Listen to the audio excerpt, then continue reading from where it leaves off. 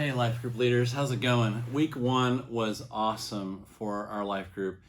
We talked about come to me. Jesus said, come to me. And it was a great life group. Emily Finlayson is leading our group. So shout out to Emily Finlayson, Mike Finlayson hosting. It was great.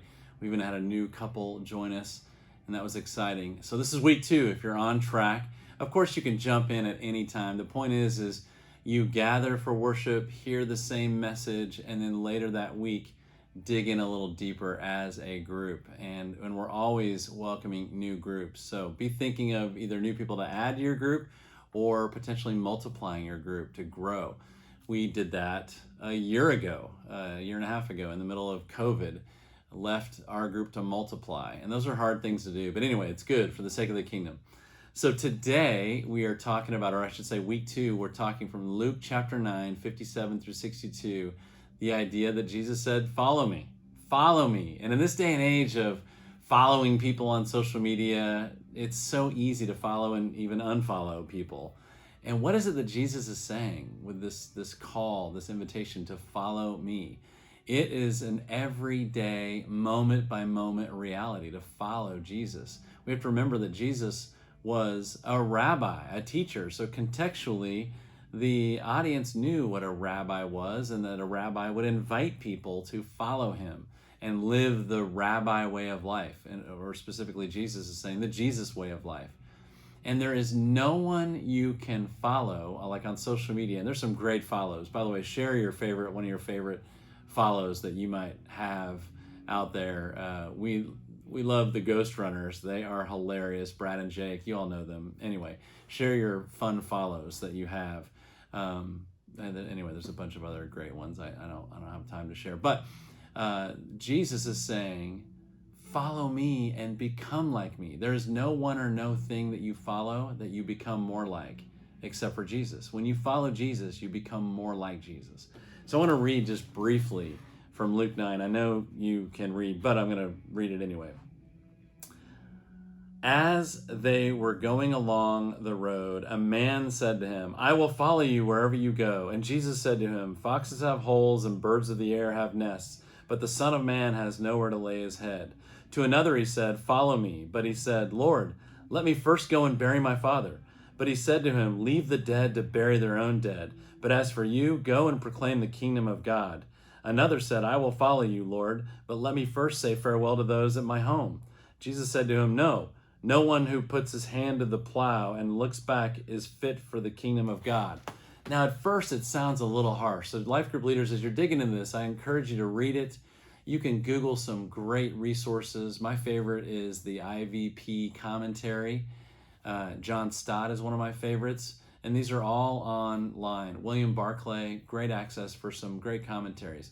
But you'll understand that this is a soundbite of Jesus before he's about to be killed to say, take this seriously. And people are like, yeah, Jesus, I like what you have to say and I like what you do, but I need to get back to just doing what I'm doing. And actually, contextually of the whole idea, can I just go bury my dead? Can I go to my dad's funeral? It's not like Jesus is being harsh and brutal, like, no, you can't go to your dad's funeral.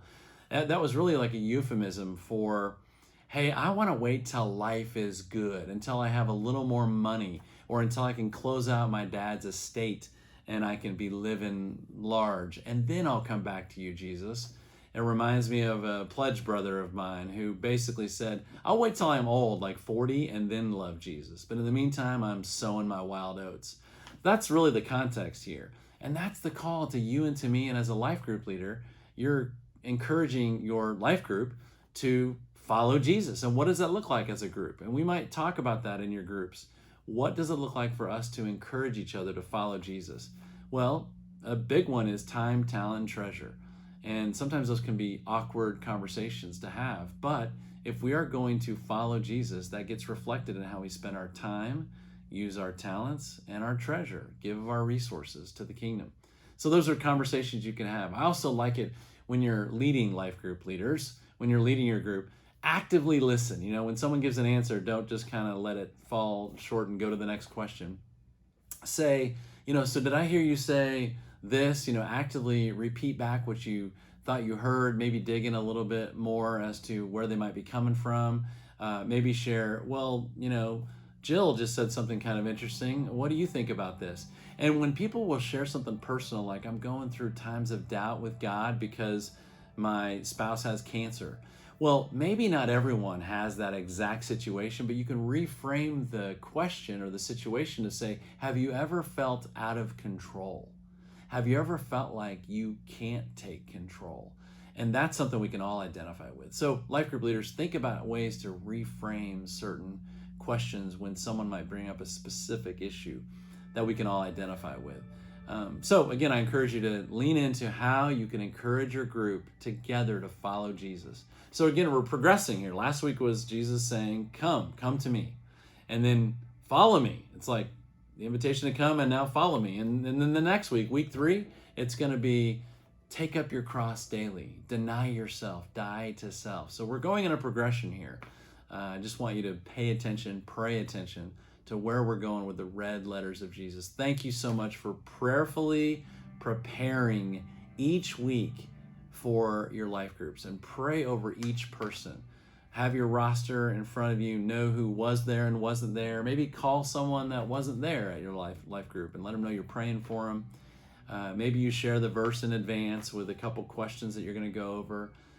But just prayerfully prepare for your life group, and you'll see God do amazing things. So this is week 2. Thanks. We'll see you Sunday.